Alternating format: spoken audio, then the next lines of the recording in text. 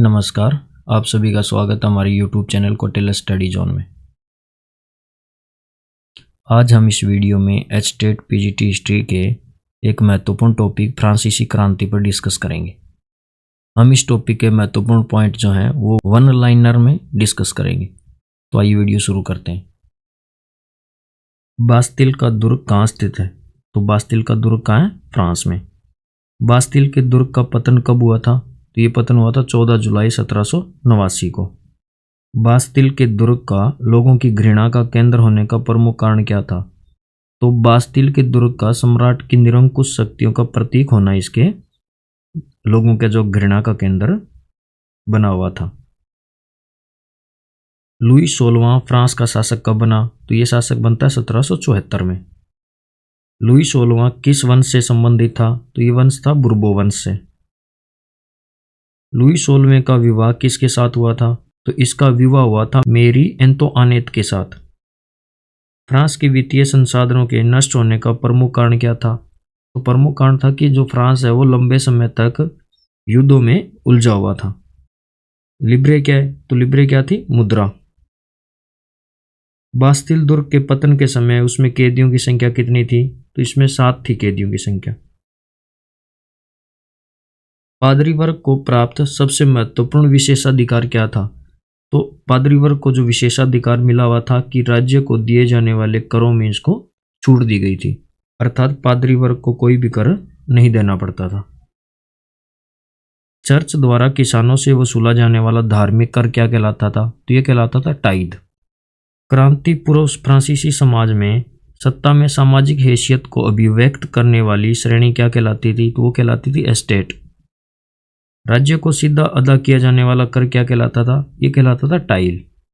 Tide कर जो कि एक धार्मिक कर था, कृषि उपज का कितना प्रतिशत वसूला जाता था? तो ये वसूला जाता था 10%। स्वतंत्रता सामान्य नियमों में अवसरों के विचारों पर आधारित समाज की परिकल्पना प्रस्तुत करने वाले दार्शनिक कौन थे? तो ये दार्शनिक थे जॉन लॉक और रूसो। टू ट्रीटाइजेज ऑफ गवर्नमेंट की रचना किसने की थी? तो ये रचना की थी जॉन लॉक ने। राजा के देवी सिद्धांत व निरंकुश अधिकारों के सिद्धांत का खंडन किसने किया था? तो ये भी खंडन किसने किया था? जॉन लॉक ने। जनता व उसके प्रतिनिधियों के बीच सामाजिक अनुबंध पर आधारित सरकार का प्रस्ताव किसने रखा था? तो ये रखा था रूसो ने। द स्पिरिट ऑफ लॉज यानी कानून की आत्मा, ये किसकी रचना है? तो ये रचना है मोंटेस्क्यू की। संयुक्त राज्य अमेरिका के कितने उपनिवेशों ने ब्रिटेन से खुद को आजाद घोषित किया था? तो ये उपनिवेश थे 13।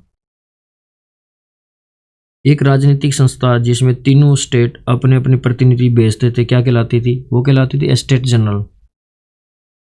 एस्टेट जनरल की अंतिम बैठक कब हुई थी? तो ये अंतिम बैठक हुई थी 1614 में। लुई 16वें ने नए करों के प्रस्ताव के अनुमोदन के लिए एस्टेट जनरल की बैठक कब बुलाई थी? तो ये बुलाई थी 5 मई 1789 को। सोशल कॉन्ट्रैक्ट किसकी रचना है? तो सोशल कॉन्ट्रैक्ट जो है रूसो की रचना है। टेनिस कोर्ट की शपथ कब ली गई? तो टेनिस कोर्ट की शपथ ली गई थी 20 जून 1789 को। इस वर्ग ने स्वयं को नेशनल असेंबली घोषित किया था? तो जो तीसरा वर्ग था यानी तृतीय स्टेट ने खुद को जो नेशनल असेंबली घोषित किया था। टेनिस कोर्ट की शपथ के समय नेतृत्वकर्ता कौन थे? तो ये नेतृत्वकर्ता थे मिराबियो और आबेशिये। कौन मूलतः एक पादरी था? तो आबेशिये एक पादरी था। तीसरा स्टेट क्या है? शीर्षक से प्रचार पुस्तिका यानी पैम्पलेट किसने लिखी थी? आबेशिये ने। नेपोलियन फ्रांस का सम्राट कब बना था? तो नेपोलियन 1804 में फ्रांस का सम्राट बना था। वाटरलू का मैदान कहाँ स्थित है? तो वाटरलू का मैदान बेल्जियम में है।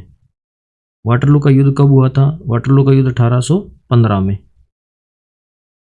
जैकोबिन गणराज्य का पतन कब हुआ? तो जैकोबिन गणराज्य का पतन हुआ 1792-93 में। नेशनल असेंबली ने करों, कर्तव्यों और बंधनों वाले सामंती व्यवस्था के उन्मूलन का आदेश कब पारित किया था? तो यह आदेश पारित किया था 4 अगस्त 1789 को। लामी द पीपल जनता का मित्र किसका समाचार पत्र था? तो यह समाचार पत्र था जियां पाल मरा का। मार्सिले जो फ्रांस का वर्तमान में राष्ट्रगान है, ये किसकी रचना है? रोजेट दी लाइल की। जैकोबिन क्लब के सदस्यों का नेता कौन था? तो जो जैकोबिन क्लब है उसका जो नेता था वो था मैक्समिलियन रोबेस्पियर। सोकुलात का शाब्दिक अर्थ क्या है? सोकुलात का शाब्दिक अर्थ था बिना घुटने वाले। 1792 में नवनिर्वाचित असेंबली को क्या नाम दिया गया था? तो इसको नाम दिया गया था कन्वेंशन। फ्रांस में राजतंत्र का अंत कब हुआ? तो फ्रांस में राजतंत्र का अंत हुआ था 21 सितंबर 1792 को। फ्रांस को गणतंत्र कब घोषित किया गया? 1792 में। लुई 16वें को कब फांसी दी गई? तो 21 जनवरी 1793 को। और इसको कहाँ फांसी दी गई थी? तो इसको फांसी दी गई थी पैलेस डी लो कॉनकॉर्ड में। फ्रांसीसी क्रांति के आदर्श वाक्य क्या थे? तो वो थे स्वतंत्रता, समानता और बंधुता।